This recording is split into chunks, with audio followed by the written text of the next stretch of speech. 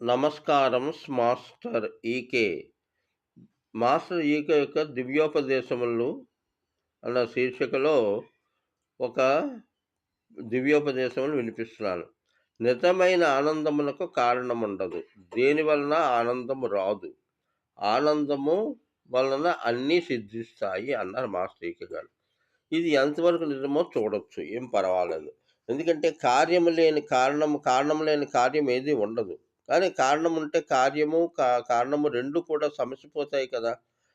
ఈ కారణం వల్ల ఏదో జరిగింది అంటే, ఆ కారణం పోతుంది. మళ్ళీ కార్యం కూడా సమసిపోతుంది. అటువంటప్పుడు ఇప్పుడు ఆనందం కూడా అంతే. ఒక కారణం వల్ల వచ్చిన ఆనందం, కారణం పోగానే ఆనందం కూడా పోతుంది.